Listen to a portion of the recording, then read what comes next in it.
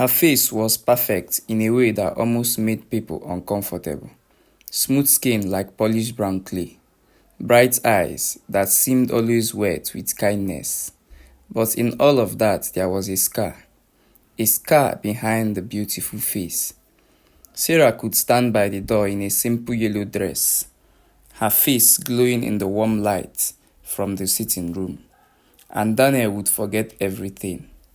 The unpaid invoices, the stubborn suppliers, the apprentices who stole money and thought he would not notice, the landlord who had started sending polite but dangerous messages about rent.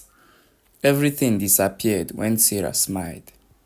When Daniel married her, some of his friends whispered that he had used jazz. How can a woman like this marry only you? His friend Choka had joked on the wedding day, clapping Daniel's shoulder too hard. Daniel, tell us the Babalawo location. We too want blessing.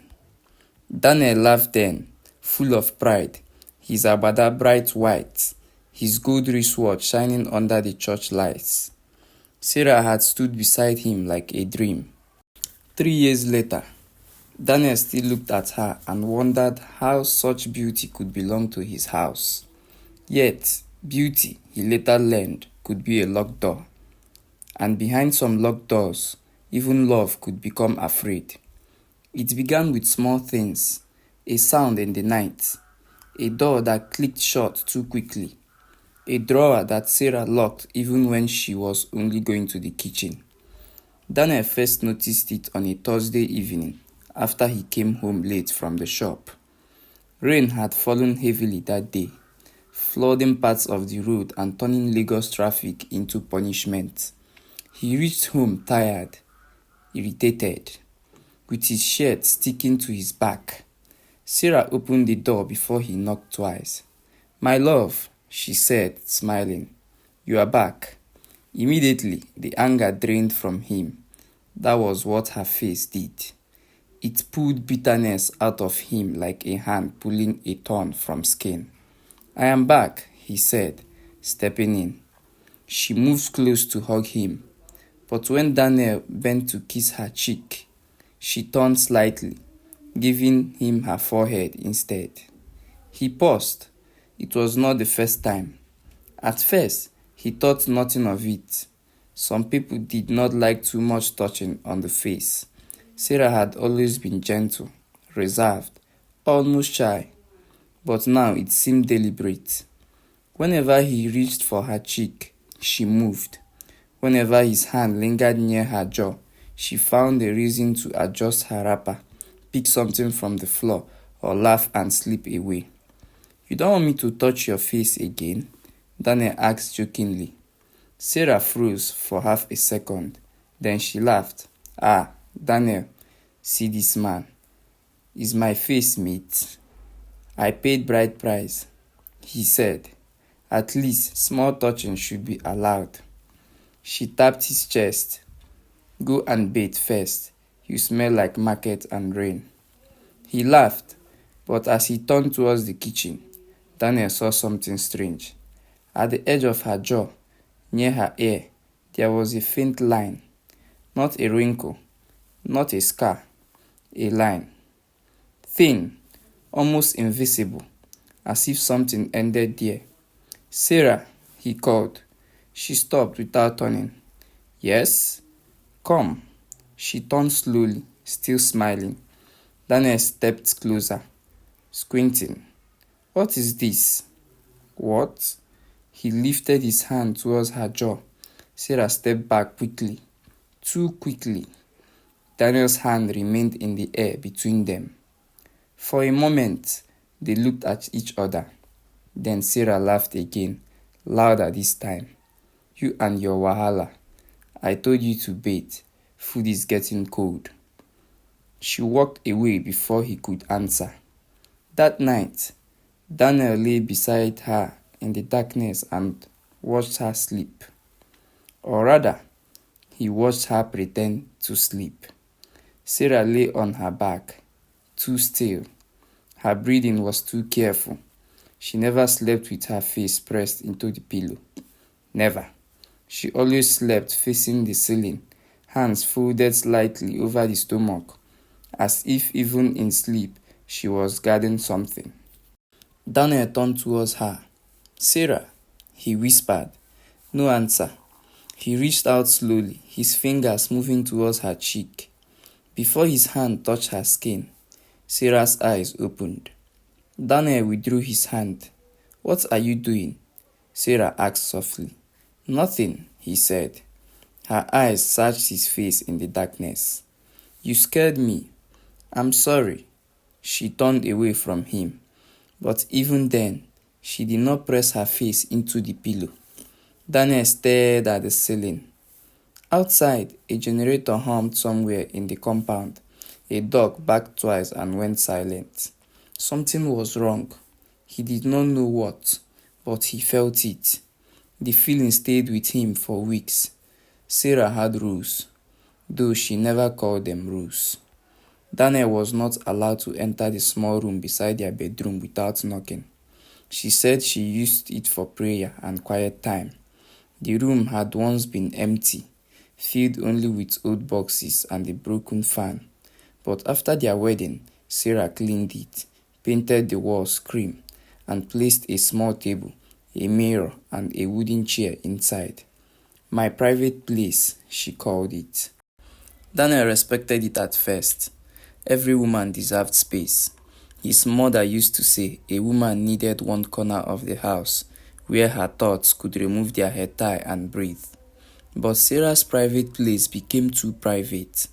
The door was always locked. Sometimes Daniel passed by and heard whispers inside. At first, he thought she was praying. Then one day, he heard something fall.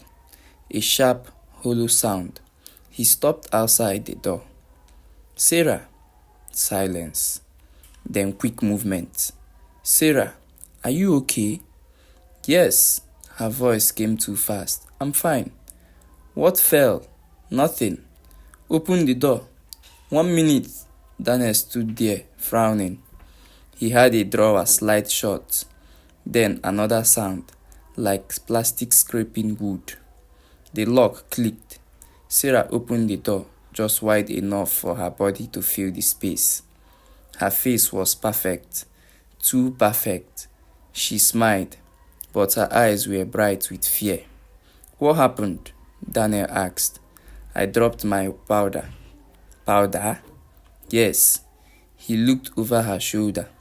The room smelled strange, not like powder, something chemical, like glue and perfume mixed together.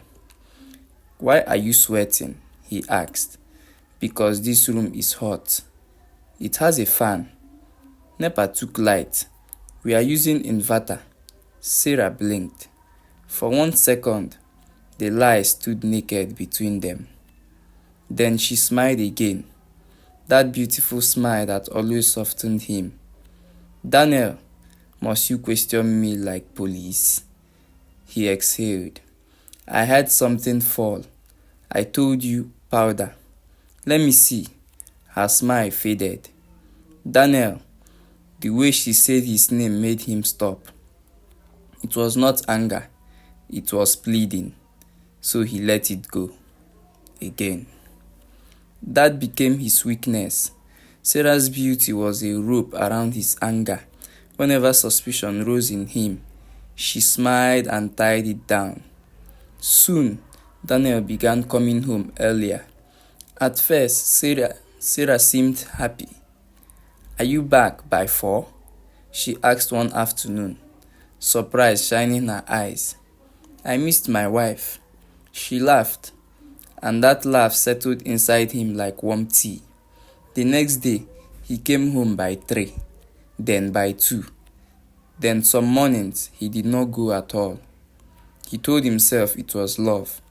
A man worked hard because of home. So what was wrong if he stayed home sometimes to enjoy the woman God had given him? Sarah made the house peaceful. She cooked well, spoke softly, dressed beautifully. When she sat beside him, he felt important, chosen, blessed. But the business began to suffer. At Alaba, Business did not forgive absence. Customers who came and did not see Daniel went elsewhere. His apprentices, Musa and Toby, grew lazy. A supplier from Onitsha delivered faculty extension boxes and nobody checked them properly. By the time Daniel noticed, 2 customers had returned angrily, threatening to spoil his name online. "Boss, you know they come shop again," Musa said one evening when Daniel finally appeared after 2 days away. Daniel looked up from the account book. "What did you say?" Musa swallowed. "I mean, customers they ask of you." "I dey pay you salary, abi?" "Yes, sir." "So handle customers." Toby, who was arranging wires, cleared his throat. "Sir, some people only want to deal with you." Daniel snapped the book shut. The numbers were bad. Very bad. Sales had dropped almost 40% in 1 month.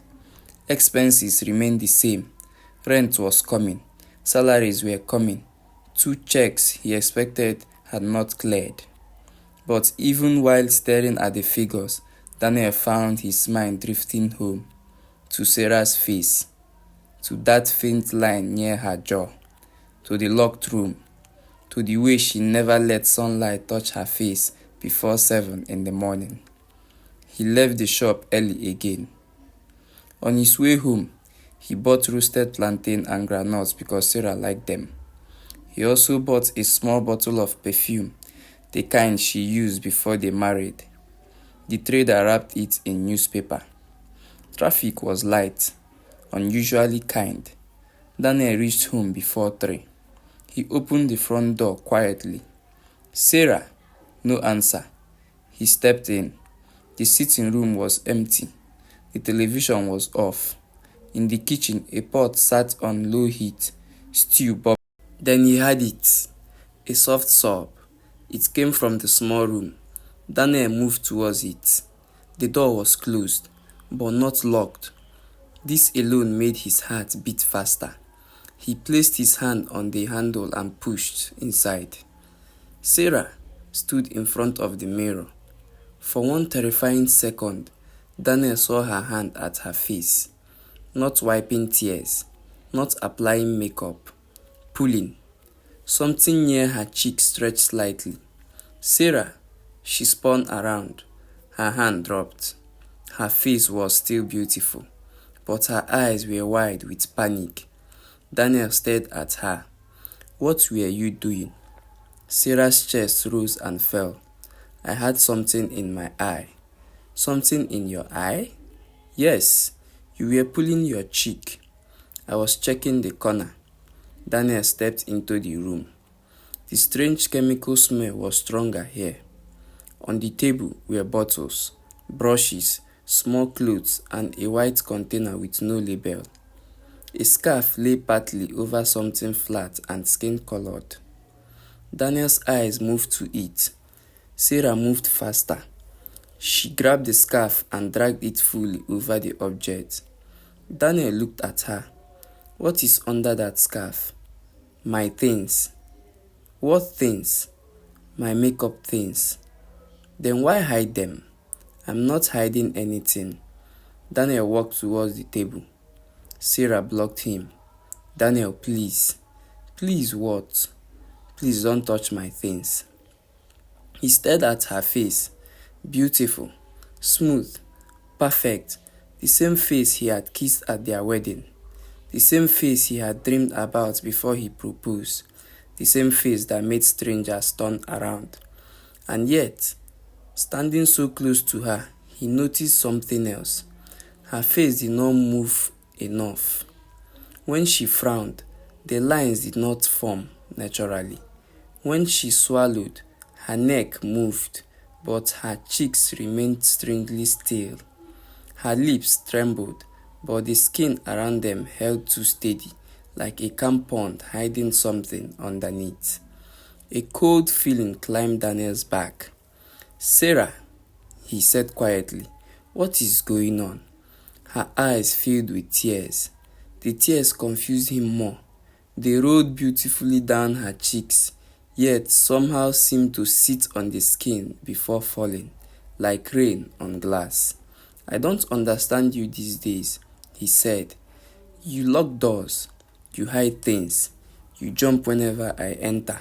You don't sleep well, you don't allow me touch your face. You think I don't see? She looked away. Talk to me. I'm just tired. Of what? Everything. What is everything? She turned back to him, and suddenly she looked so fragile that Daniel felt guilty for punishing. I am your wife, she whispered. Why are you watching me like I am your enemy? The words hit him. He stepped back. I am not. You are. I am worried. No, you are suspicious because you are hiding something. Sarah flinched. The room went silent. Outside, someone in the compound shouted at a child. A plastic bucket fell. Life continued beyond the walls, ordinary and loud. While Daniel and Sarah stood in the middle of a secret neither of them knew how to open. Then Sarah did what she always did. She smiled. Not fully, just enough. Come, she said softly. Your food is ready. Daniel did not move.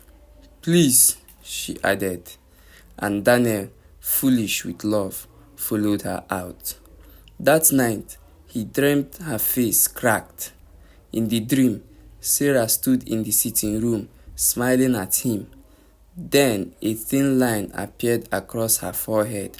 Another line ran down her cheek. He tried to speak, but his mouth would not open. Sarah kept smiling as pieces of her face began to loosen like dry paint. Behind the beautiful face, something dark waited. Daniel woke with his heart pounding. Sarah was not beside him. The bed was empty. He sat up. The bedroom door was open. The bedroom was dark. Sarah, no answer. He checked the time. 2:17 a.m. Daniel rose quietly and walked into the corridor. A thin line of light showed under the door of the small room. His heart began beating hard. He moved closer. This time he heard voices. Sarah's voice first, low and shaking. I can't keep doing this.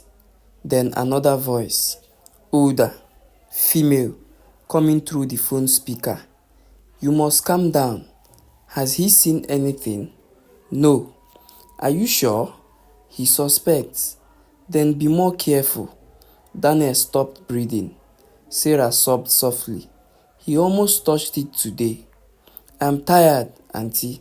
I'm tired of waking before him, sleeping after him, checking every corner, cleaning every mark. I'm tired. The older woman sighed. You knew marriage would be difficult with this. I thought love would make me brave. Love does not stop people from living. There was silence. Then Sarah said something Daniel never forgot. If Daniel sees my real face, he will hate me. Daniel stepped back as if someone had pushed him. Real face. The words echoed in the corridor. My real face. He wanted to burst into the room, snatch the phone, demand answers. But fear held him still. Not fear of Sarah. Fear of what truth might do to the life he had built in his mind. Inside, Sarah continued crying. I lied to him. You protected yourself. I lied. You survived. Daniel returned to the bedroom without making a sound. He lay down. His eyes remained open until morning. When Sarah came back to bed around 3, she moved carefully, believing him asleep. She smelled of that same chemical perfume. She lay on her back, folded her hands over her stomach, and stared at the ceiling. Daniel stared at the wall. Neither of them slept. By breakfast, Sarah was smiling again. Egg or fish? She asked. Daniel looked at her across the small dining table. Her face was flawless under the morning light. She had tied her hair back with a blue scarf. The sun touched her cheek, and nothing seemed wrong. No line, no crack, no secret. "Fish," he said. She served him. He washed her hands. They were beautiful too, but not perfect. There was a small burn mark near her wrist. He had seen it before, but she had said hot oil splashed on her when she was younger. Now he looked closer. The skin around the burn was rough, old, deep. Sarah noticed him staring and pulled her sleeve down. Daniel's appetite vanished. At the shop that day, he could not focus. Customers spoke, and their words reached him as noise. Musa asked him to approve a discount, and Daniel waved him away. Toby broke a carton of bulbs, and Daniel did not even shout. Real face, those two words sat on his chest. By noon, he called Sarah. She answered on the third ring. "My love, where are you?" "At home." "What are you doing?" "Cooking." "What are you cooking?" There was a pause. "Ogbono soup." Daniel closed his eyes. She hated ogbono. "You are cooking ogbono?" "Yes." "For who?" "For us." "Since when do you eat ogbono?" Silence. Then a small laugh. "I meant okra." "See how you are questioning me." Daniel ended the call. He stood from his chair. Musa looked up. "Boss, watch the shop." "Sir, you just came." "I said watch the shop." Daniel drove home fast. Too fast. Every traffic light angered him. Everyone crossing the road felt like an enemy sent to delay him. His hands tightened on the steering wheel. But halfway home, he stopped.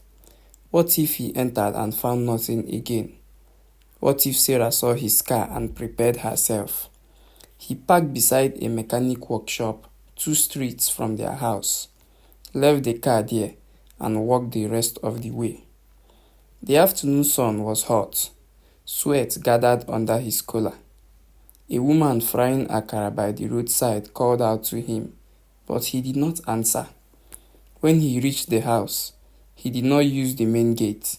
He passed through the side entrance near the water tanks, the one the compound children used when they were playing. Their flat was on the ground floor. The kitchen window faced the narrow side passage. The window was open. Daniel moved close. He heard Sarah talking again, not crying this time, whispering, I know, I'll come next week." A pause. "No, auntie, it is peeling faster now. Maybe because of heat." Daniel's blood chilled. "Peeling? I can't tell him." "I can't. You don't understand Daniel. He loves beauty. He loves looking at me. Sometimes he just sits and stares. What will happen when the beauty is gone?" Another pause. Then Sarah laughed bitterly.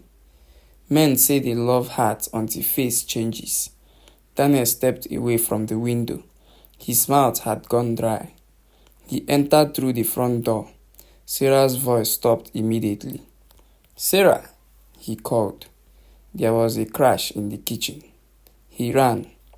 Sarah stood beside the counter, phone clutched in her hand, a broken plate at her feet. Her face was perfect. Again, always perfect. But her eyes were wild. "You scared me," she shouted. Daniel had never heard Sarah shout like that. "Who were you talking to?" "My auntie." "About peeling?" Her mouth opened. Daniel stepped closer. "What is peeling, Sarah?" She looked trapped for 1 second, then angry. "Were you spying on me? I asked you a question, and I asked you one. What is peeling?" "Cream." "Cream?" "Yes, face cream." I reacted to one. Daniel laughed once. Without humor, your face reacted. Yes, to cream. Yes, but your face looks perfect. Her eyes hardened. So because my face looks good, I cannot have skin problem. Remove it. The kitchen became silent. Sarah stared at him. What? Daniel pointed at her face. Remove whatever is on your face. She stepped back. Daniel, what kind of madness is this? Remove it. You are insulting me. I heard you last night. The color drained from her expression. Daniel's voice dropped. I heard you tell your aunt that if I saw your real face, I would hate you. Sarah's lips began to tremble. He moved closer. So I am asking you now, what is your real face? A tear slipped down her cheek. Daniel, answer me, please. Answer me. She flinched. The shout echoed through the kitchen. For the first time in their marriage, Daniel saw Sarah afraid of him. That scared him too, but anger had already entered his blood. It moved faster than mercy. You married me with a lie. Sarah shook her head, crying. It's not like that. They make it like something I can understand. I wanted to tell you. When? I tried. When? She covered her mouth. Daniel turned away, breathing hard. The broken plate lay between them like evidence of another kind of damage. He faced her again. Remove it, Sarah whispered. No. That single word broke something in him. Fine, he said. He walked out. Sarah followed him to the sitting room. Daniel, please wait. He picked his car keys from the counter table. Daniel, please, let me explain. He stopped at the door and looked back. Explain what? That my wife's face is a secret. That every morning I wake up beside a woman who has already put on a lie before I open my eyes. Sarah cried harder. I'm still your wife. I don't know who you are. The word hit her like a slap. She stepped back. Daniel opened the door and left. He did not return that night. He slept in his office at the shop, on the old leather sofa behind the counter. The generator outside rattled until midnight, then died. Mosquitoes attacked him. His back hurt, but he did not go home. Sarah called 26 times. He did not pick. She sent messages. Please come home. Let me explain. I know I hurt you. Daniel, please don't hate me. He reached each one and felt anger rise again. By morning, Chuka came to the shop and found him brushing his teeth behind the building. Guy, Chuka said, staring, did your wife pursue you? Daniel rinsed his mouth and spat. Leave me. Ah, that means yes. Daniel walked back inside. Chuka followed, refusing to read the room as usual. He was round-faced, loud, and too loyal to be easily sent away. What happened? Chuka asked. Nothing. You slept in shop, and you are saying nothing. Your shirt is yesterday's shirt. Your eyes looks like you fought witch in dream. Talk. Daniel sat behind the counter. Chuka waited. After a long silence, Daniel said, Sarah lied to me. Chuka's face changed. Lied how? I think her face is fake. Chuka blinked. What do you mean fake? I mean fake. Like makeup? No. Filter? No. In real life? I don't know. Daniel snapped. Chuka raised both hands. Calm down. Daniel stood again, restless. She has been hiding something. Locked room, strange smell, phone calls, saying real face. I told her to remove whatever she's wearing and she refused. Chuka's mouth slowly opened. Jesus! Daniel laughed bitterly. Exactly. For once, Chuka had no joke. He sat opposite Daniel. Did you see the real face? No. Then maybe. Don't defend her. I'm not defending. I'm saying maybe there is explanation. There is no explanation for marrying somebody with another face. Chuka rubbed his jaw. Daniel, 3 years is not 3 days. That is the problem. Chuka nodded slowly. I understand, but Daniel was not sure anyone could. For 3 years, he had touched her hands, kissed her lips, planned children with her, introduced her to family, defended her when people said she was too quiet. For 3 years, he had built his pride around being loved by a woman everyone admired. Now, every memory felt poisoned. Their wedding photos became evidence. Her smile during their vows became performance. The way she used to turn off their lights before removing her makeup became suspicious. The way she had cried when he called her beautiful now looked like guilt. By evening, Daniel went home only to take clothes. Sarah was sitting in the living room when he entered. She stood immediately. She looked tired, but still beautiful. Her hair was covered. Her eyes were swollen from crying. Daniel's anger returned the moment he saw that face, that perfect face. Daniel, she said. He walked past her. She followed him into the bedroom. Please talk to me. He opened the wardrobe and pulled out shirts. I'm listening, he said coldly. Sarah held her hands together. I should have told you before we married. He stopped. So it's true. She closed her eyes. Daniel turned slowly. It's true. Sarah whispered. Yes. The room seemed to tilt.